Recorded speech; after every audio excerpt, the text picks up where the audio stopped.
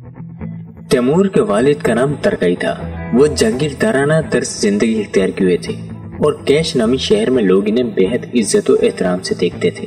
तैमूर की पैदाइश से पहले उसके वालिद तरकाई ने एक रोज ख्वाब में देखा कि एक नूरानी चेहरे वाला फरिश्ता सूरत इंसान जाहिर हुआ और उसने तैमूर के वालिद को एक तलवार पेश की। तरकाई ने शख्स से तलवार लेकर चारों तरफ घुमानी शुरू कर दी और फिर अचानक उनकी आंख खुल गई। अगले दिन वो मोहल्ले की मस्जिद के इमाम शेख जैदुद्दीन के पास पहुंचे, जो अपने इल्म और फहम फरासत के हवाले से बहुत शोहरत रखते थे। उनसे सारा माजरा कह सुनाया। शेख जैदुद्दीन ने तरकाई से पूछा कि तुमने ये ख्वाब रात के किस पहर देखा था? तरकाई ने जवाब दिया, सुबह के वक्त। तब शेख ने कहा कि तुम्हारे ख्वाब की ताबीर ये है कि खुदा तुम्हें एक बेटा अता करेगा जो तलवार के जरिए सारे जहां को फतह कर लेगा। अगले साल तरकाई के घर बेटा पैदा हुआ।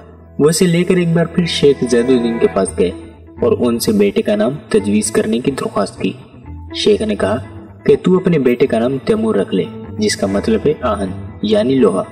इस हवाले से ये रवायत भी मशहूर है कि जब तैमूर के वालिद नाम तजवीज कराने शेख जैदुद्दीन के पास पहुंचे तो वो कुरान की सूरह मुल्क की 15वीं आयत की तिलावत कर रहे थे, जिसका तर्जुमा है, क्या तुम्हें खौफ नहीं इस बात का कि आसमानों का खुदा जमीन को तुम्हारे पैरों तले खोल दे और इसमें लर्जा तारी कर दे। कुरान में लर्जा के लिए तैमूर का लफ्ज इस्तेमाल हुआ है। तैमूर के बचपन के हवाले से जो बात सबसे पहले महसूस की गई वो ये थी कि तैमूर उल्टे हाथ से भी बिल्कुल उसी तरह काम लेता था जैसा कि सीधे हाथ से। इसे जब इब्तदाई तालीम के लिए मौलवी साहब के पास बिठाया गया तो पता चला कि वो दोनों हाथों से लिख सकता है। सन बलूग तक पहुंचते सब इसकी इस हैरत अंगेज सलाही से बखूबी वाकिफ हो चुके थे कि वो दोनों हाथों से यकसा महारत से काम ले सकता है। चुनाचे उसने दोनों हाथों से तलवार चलाना और तीर अंदाजी करना भी सीख लिया और इस फन में ऐसी महारत हासिल कर ली जो आगे चलकर जंगी मुहिमात में इसके बेहद काम आई और आखिर उम्र तक इसके दोनों हाथों की सलाहियत में कोई फर्क नहीं था। शहर कैश और मावरा अल नहर के दूसरे शहरों में भी ये रिवाज था कि तालिब इल्म को तख्ती के साथ मोम का एक गोला देते और इसे सिखाते कि किस तरह मोम को पिघलाकर उसकी नाजुक तह तख्ती पर चढ़ाई जाए और फिर कलम से उस पर लिखा जाए। इसका फायदा ये था कि तख्ती पर मश्क के बाद मोम को उतार कर दोबारा पिघलाया जाता और फिर इसे दूसरी मश्क के लिए इस्तेमाल किया जा सकता था। तैमूर का पहला उस्ताद मुल्ला अली बेग था, जिसका मकतब मोहल्ले की मस्जिद में ही था। यहाँ दाखिल बच्चे सुबह आते और फिर जोहर की नमाज से कबल घर चले जाते। तैमूर इस वक्त काफी छोटा था, इसलिए इसकी वालदा या घर का कोई और फर्द छुट्टी के वक्त उसे लेने आ जाता और वो उसके साथ घर की तरफ रवाना हो जाता। कुछ अरसे बाद मुल्ला अली बेग ने अपने एक शागिर्द को ये काम सौंप दिया जो उम्र में तैमूर से काफी बड़ा था कि वो छुट्टी के बाद बहफाजत तैमूर को घर पहुंचा दे। वो लड़का तैमूर का हाथ पकड़कर इसे कूचे और बाजार से गुजारता हुआ घर पहुंचा देता। बाद में बड़ा होकर तैमूर सल्तनत के फरमा रवा के मकाम पर पहुंचा तो इसने लड़के को अहम मनसब अता किया और इसकी खूब इज्जत और तकरीम की। तैमूर का उस्ताद अली बेग बेहद उम्र रसीदा इंसान था और इसके सारे दांत झड़ चुके थे। इसी वजह से वो अक्सर अल्फाज को सही तौर पर अदा नहीं कर सकता था। इसका नतीजा ये हुआ कि इसके मकतब में तैमूर समेत तमाम तालिब इल्मों को बहुत से कलमात और अल्फाज बिल्कुल गलत तौर पर याद हो गए। उस्ताद अली बेग के नजदीक तालिब इल्मों को सिखाने का बेहतरीन तरीका डंडे का इस्तेमाल था। चुनाचे वो अपने शागिर्दों पर बेहद सख्ती करता और मार पीट से कतन गरेज न करता। लेकिन हैरत अंगेज बात यह थी कि तैमूर को इससे कभी भी मार या झड़कियां नहीं सुनने पड़ी। इसकी वजह यह थी कि तैमूर अपने उस्ताद की कही बातें फौरन याद कर लेता था और अमला भी खूब अच्छी तरह बगैर गलती के किया करता था। दूसरे बच्चे अमला उस्ताद के खौफ से करते, मगर तैमूर अमला से लुत्फ अंदोज होता और मकतब से वापस आकर घर में भी मशक कर लेता था। एक दफा मुल्ला अली बेग ने तैमूर के बाप को बुलाकर कहा कि इस बच्चे की कदर जान, ये ना सिर्फ ज़हीन और दूसरे बच्चों से बहुत आगे है बल्कि इसमें नाकाबिल यकीन सलाहियतें हैं। जब तैमूर की उम्र 7 साल हुई तो इसे एक दूसरे मदरसे में दाखिल करवा दिया गया। वहाँ इसके उस्ताद शेख शमसुद्दीन थे। वो अपने शागिर्दों को आम तालीम के अलावा कुरान सिखाते और अशार भी याद करवाते थे। उनकी आदत थी कि वो कुरान की तालीम हमेशा सूरतुल शम्स से शुरू करवाते। शायद इसकी वजह ये थी कि खुद इनका नाम शम्स था। नए मकतब में भी तैमूर ने अपनी हैरानकुन सलाहियतों का मुजाहरा किया, जिनमें एक इसका हैरत अंगेज हाफजा भी था। शमसुद्दीन इसे जो कुरानी सूरत याद करवाते वो फौरन हिफ्ज कर लेता, जबकि बाकी शागिर्द कई कई दिन याद करने में लगाते थे। इसने मकतब के पहले दिन ही सूरत शम्स को जो 15 आयत पर मुश्तमिल है हिफ्ज कर लिया। चुनाचे उस्ताद ने तैमूर के वालिद को बुलवा कर कहा, मैंने अपनी सारी उम्र में कोई बच्चा इस कदर तेज और बासलाहियत नहीं देखा जितना तेरा बेटा है। फिर इसने तैमूर को मुखातिब होते हुए कहा कि वो सूरत को दोबारा सुनाए और जब तैमूर ने वो सूरत तिलावत की تو اس کے والد نے خوشی میں دونوں ہاتھ آسمان کی طرف اٹھا کر کہا، خداوند میرے بیٹے کی حفاظت فرما اور اسے زندہ سلامت رکھ۔ شیخ شمس الدین نے تیمور کو قرآن کی دیگر صورتوں کا درس دینا شروع کر دیا۔ وہ اسے مختصر صورتیں یاد کرواتے تھے جو زیادہ تر مکہ میں حضور اکرم صلی اللہ علیہ وآلہ وسلم پر نازل ہوئی تھی۔ تیمور استاد سے صورت کے الفاظ سنتے ہی اسے یاد کر لیتا اور اس کے استاد کو دوبارہ صورت دہرانے کی ضرورت نہیں ہوتی تھی۔ حصول علم کے لیے شوق اور صلاحیت کو دیکھتے ہوئے شیخ شمس الدین نے تیمور کو سورہ یاسین سکھانے کا فیصلہ کیا اور ایک دن تیمور سے کہنے لگے، تیمور سورہ یاسین قرآن کی 36ویں سورت ہے اور 83 آیات پر مشتمل ہے۔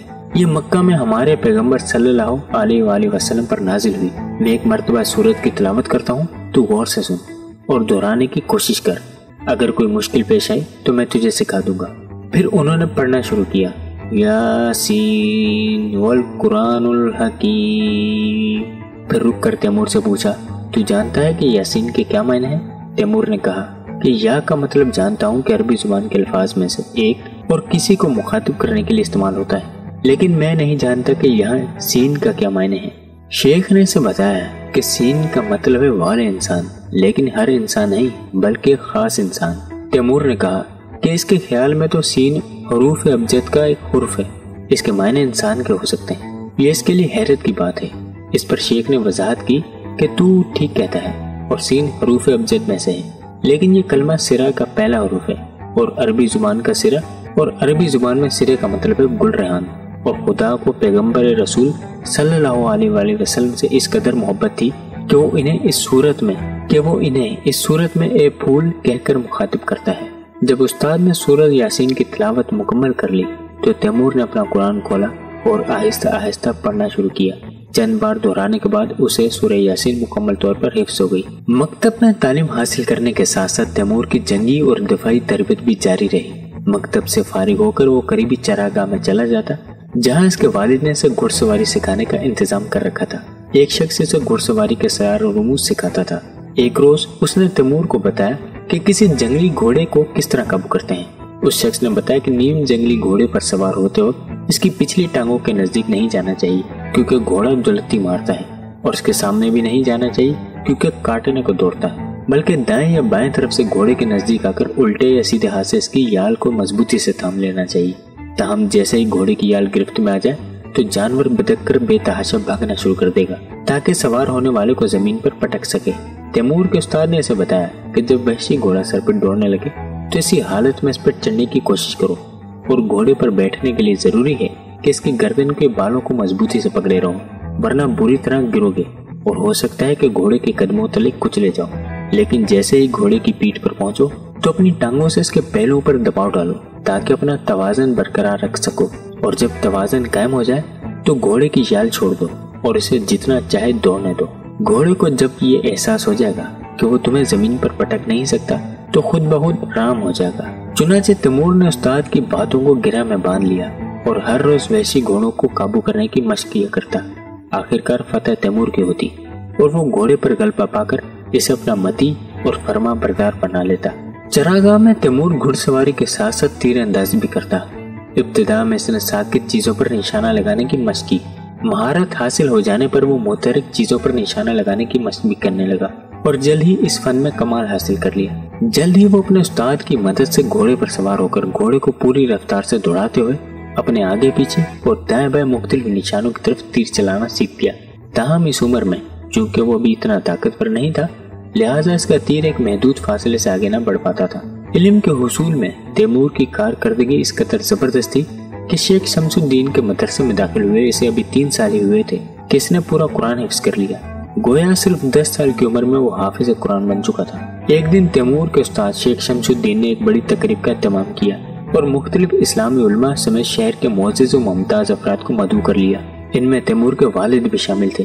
جب سب لوگ اپنی نشستوں پر بیٹھ گئے تو شیخ نے سب کو مخاطب کرتے ہوئے تیمور کا تعارف کروایا اور وہاں موجود علماء سے کہا کہ وہ تیمور کا امتحان لیں۔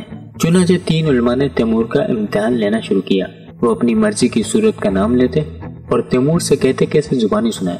تیمور ان کی مطلوبہ سورہ مبارک کو اونچی آواز سے پڑھتا اور سننے والے بارک اللہ جزاک اللہ کہتے۔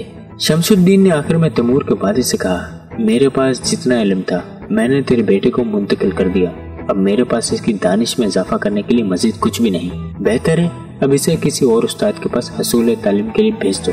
چنانچہ تیمور کے والد نے اسے عبداللہ قطب کے مدرسے میں داخل کروا دیا۔ عبداللہ قطب ایک مشہور عارف، دانشور اور انتہائی پرہیزگار انسان تھے۔ شہر کے معزز اور اعلیٰ طبقات کے لوگ اپنے بچوں کو ان کے پاس حصول تعلیم کے لیے بھیجا کرتے تھے۔ تیمور جیسے جیسے رشد و تعلیم کی منزلیں طے کر رہا تھا، اس کے حسن و وجاہت میں بھی اضافہ ہوتا جا رہا تھا۔ 14 سال کی عمر میں اس کا شمار ماورا النہر کے خوبرو نوجوانوں میں ہونے لگا تھا۔ عبداللہ قطب کے شاگردوں میں ایک یولاش نامی لڑکا بھی تھا، جس کا تعلق ترک قوم سے تھا۔ یولاش کچھ ناپسندیدہ افعال کا عادی تھا اور اکثر تیمور کو ورگلانے کی کوشش کرتا رہتا تھا۔ تیمور نے کئی مرتبہ یولاش سے کہا کہ وہ اس سے ایسی باتیں نہ کرے، مگر وہ باز نہ آیا اور مدرسے کے دوسرے لڑکوں کے سامنے بھی تیمور کو ورگلانے کی کوشش کرنے لگا۔ اس سے یہ ہوا کہ مدرسے کے دوسرے لڑکے بھی تیمور کا تمسخر اڑانے لگے۔ ایک دن مدرسے سے واپسی پر یولاش تیمور کا پیچھا کرتا ہوا چراگاہ تک پہنچا۔ وہ جانتا تھا کہ تیمور گھڑ سواری اور تیر اندازی کی مشق کرنے چراگاہ جاتا ہے، تاہم اس وقت تیمور نے شمشیر زنی کی تربیت حاصل کرنا بھی شروع کر دی تھی۔ چراگاہ کے اس حصے میں جہاں تیمور کے والد کے مویشی چرا کرتے تھے، ایک چھوٹی سی کوٹری تھی جہاں تیمور اپنا سامان وغیرہ رکھتا تھا۔ وہاں پہنچ کر تیمور نے اپنی کمان اٹھائی اور ترکش کمر پر باندھ کر گھوڑے کی طرف روانہ ہو گیا۔ اسی اثنا میں یولاش اس کے پاس پہنچ گیا اور کہنے لگا، تیمور تو میرے ساتھ بے رخی سے کیوں پیش آتا ہے؟ کیا تو جانتا نہیں میں نے اتنے سارے لڑکوں میں سے صرف تجھے دوستی کے لیے منتخب کیا ہے؟ تجھے تو فخر کرنا چاہیے کہ میرے جیسے جاگیردار کا بیٹا تجھے۔ اچانک تیمور کو اس پر شدید غصہ آ گیا اور اس نے پلک جھپکتے ہی ایک تیر نکالا اور کمان میں رکھ کر یولاش کے سینے کی طرف روانہ کر دیا۔ تیمور کا پھینکا ہوا تیر سیدھا یولاش کے سینے میں اتر گیا اور وہ پیٹھ کے بل زمین پر ڈھیر ہو گیا۔ کچھ دیر تڑپنے کے بعد اس کا جسم ہمیشہ کے لیے ساکت ہو گیا۔ یولاش وہ پہلا انسان تھا جو تیمور کے ہاتھوں قتل ہوا۔ کچھ دیر لاش کے پاس کھڑے رہنے کے بعد اچانک تیمور کو خیال آیا کہ اس واقعے کی اطلاع اپنے باپ کو دینی چاہیے۔ تیمور کے والد ترکائی نے جب یہ سنا کہ اس نے ایک لڑکے کا خون کر دیا ہے تو وہ بےحد پریشان ہو گئے اور کہنے لگے، بہت برا ہوا ہے، لڑکے کا باپ ایک نامی گرامی جاگیردار ہے اور وہ بہت جلد تمہارے تعاقب میں یہاں آ پہنچے گا۔ تیمور نے اپنے والد کے سامنے ساری حقیقت بیان کی۔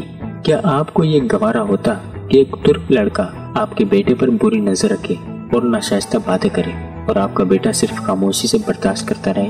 ترکائی نے سمجھاتے ہوئے کہا، اگر تو مجھے پہلے بتا دیتا تو میں لڑکے کے باپ سے بات کرتا اور کہتا کہ وہ اپنے بیٹے کو متنبہ کرے، مگر اب سارے دروازے بند ہو چکے ہیں۔ سب سے پہلے تیمور سے یولاش کے بارے میں اس کے استاد عبداللہ قطب نے تحقیق کی۔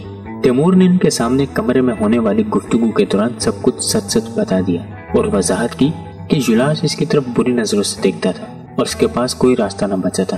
عبداللہ قطب نے پوچھا، کیا تمہارے سوا کوئی اور بھی یولاش کی ان حرکتوں سے واقف ہے؟ تیمور نے اپنے کچھ ساتھی طالب علموں کے نام بتا دیے۔ جب عبداللہ قطب نے ان سب کو بلا کر دریافت کیا تو انہوں نے تیمور کی باتوں کی تصدیق کر دی۔